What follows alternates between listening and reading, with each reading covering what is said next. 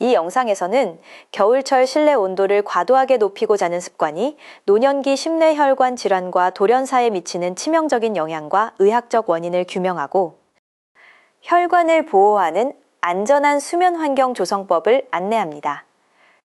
많은 분들이 추운 겨울철에는 무조건 방을 뜨겁게 하고 자야 건강에 좋다고 믿으시지만 이는 의학적으로 매우 위험한 착각입니다.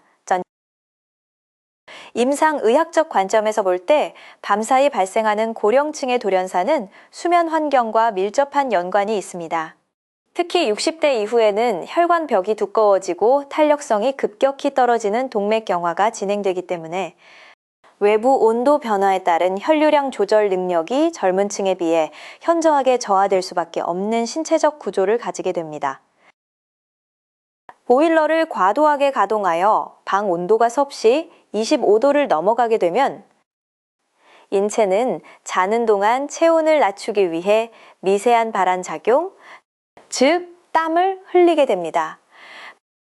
서서히 흐르는 땀은 우리가 인지하지 못하는 사이에 피부 표면에서 증발하며 이 과정에서 몸속의 소중한 수분이 대량으로 손실되는 탈수 현상이 발생합니다.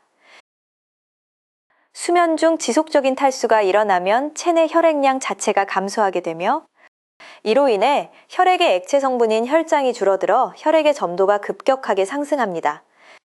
즉, 의학적으로 표현하자면 피가 끈적끈적한 상태로 변하는 것인데 이는 혈전, 즉 피떡이 혈관 내에서 생성되기 가장 쉬운 최악의 조건을 형성하게 됩니다. 이렇게 피가 끈적해진 상태에서 뜨거운 방 온도로 인해 말초혈관은 최대로 확장되어 있습니다. 혈관이 확장되면 혈압이 일시적으로 떨어지는 것처럼 보이지만 이는 심장이 온몸으로 혈액을 보내기 위해 더 강하게 펌프질을 해야 함을 의미하므로 심근에 가해지는 산소 요구량과 물리적 과부하는 오히려 극대화됩니다. 가장 치명적인 순간은 바로 새벽녘이나 이른 아침에 찾아옵니다. 뜨거운 이불 속에서 밤새도록 땀을 흘려 혈액이 극도로 끈적해지고 심장이 지친 상태에서 화장실을 가기 위해 이불 밖으로 나오는 순간 우리 몸은 평균 10도 이상 급격하게 낮은 차가운 실내 공기와 정면으로 부딪히게 됩니다. 차가운 공기가 피부에 닿는 순간 인체의 자율신경계 중 하나인 교감신경이 극도로 흥분하게 됩니다.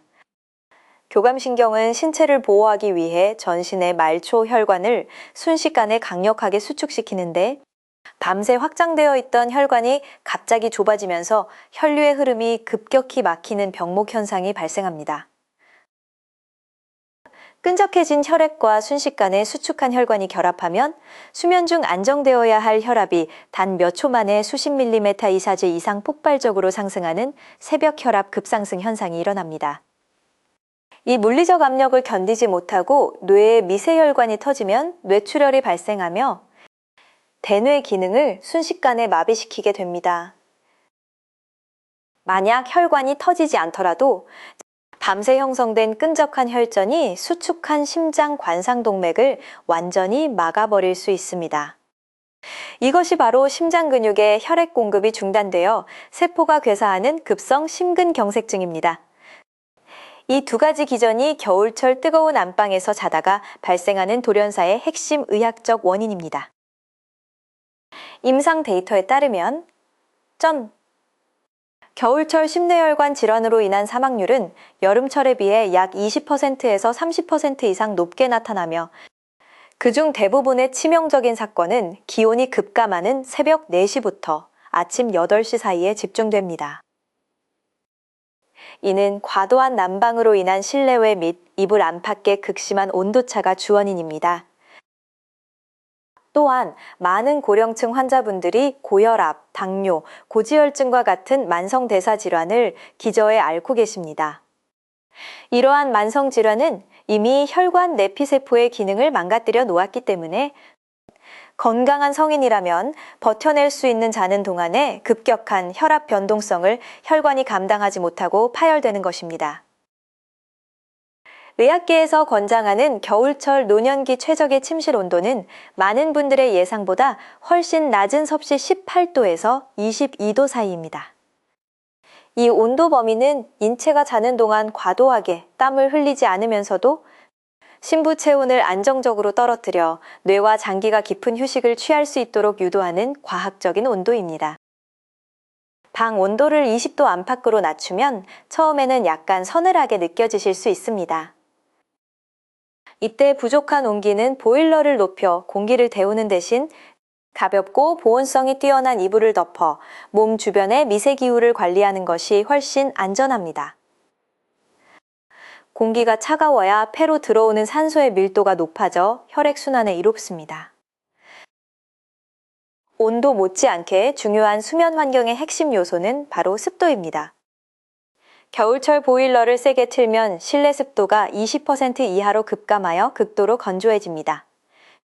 건조한 공기는 호흡기 점막을 바짝 말려 면역력을 떨어뜨릴 뿐만 아니라 호흡을 통한 체내 수분 배출을 가속화하여 혈액 점도를 높이는 숨은 주범이 됩니다. 따라서 침실의 상대 습도는 항상 40%에서 60% 사이를 유지해야 합니다. 가습기를 사용하시거나 젖은 수건을 활용하여 이 습도를 유지하면 자는 동안 호흡기를 통한 탈수를 막아 피가 끈적해지는 것을 원천적으로 차단할 수 있으며 이는 새벽녘 심장의 부담을 크게 줄여주는 의학적 방어막이 됩니다. 여기서 많은 분들이 실수하시는 부분이 바로 전기장판이나 온수매트의 오남용입니다.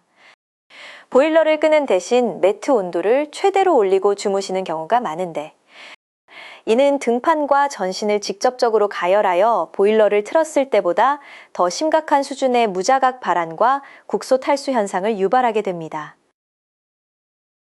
만약 온열 매트를 반드시 사용하셔야 한다면 취침 전 미리 틀어놓아 침구를 따뜻하게 만든 뒤 잠자리에 들 때는 온도를 취침 모드나 저온 30도 이하로 대폭 낮추어야 합니다.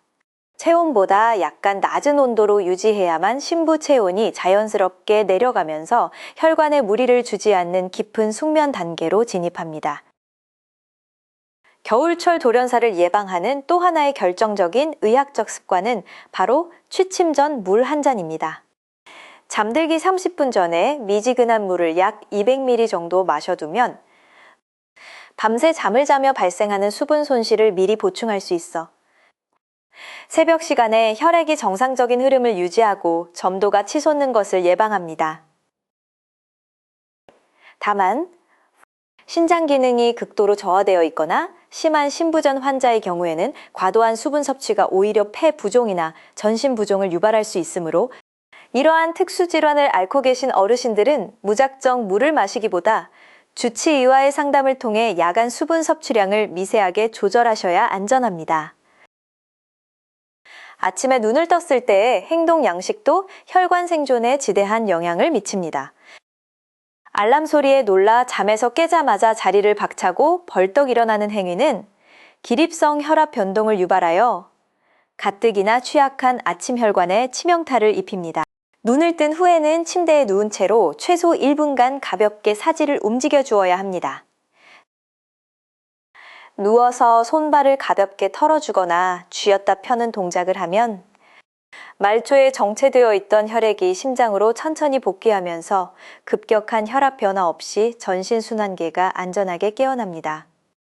그 후 침대 가장자리에 잠시 앉아 숨을 고른 뒤 천천히 일어나는 것이 뇌혈류를 안전하게 확보하는 임상적 정석입니다.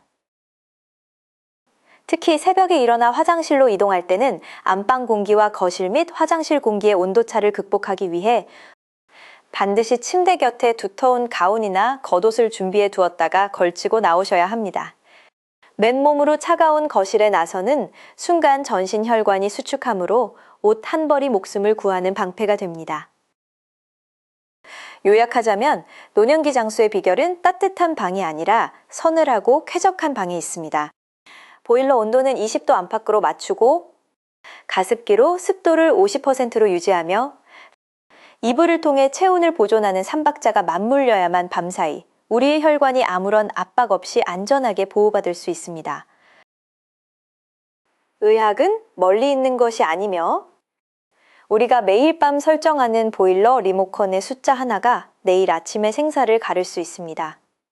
오늘 알려드린 수면환경관리법은 수많은 심혈관 전문의들이 실제 임상에서 고령 환자들에게 가장 강조하는 핵심 수칙이므로 타협 없이 반드시 실천하셔야 합니다. 오늘 밤부터 안방의 보일러 온도를 과감히 낮추시고 쾌적한 습도를 만들어 보십시오. 작은 생활 습관의 변화가 밤사이 찾아올 수 있는 치명적인 혈관 파열로부터 여러분과 사랑하는 가족의 생명을 완벽하게 지켜줄 것입니다. 과학적 근거에 기반한 올바른 수면 습관으로 건강하고 안전한 백세를 누리시기 바랍니다.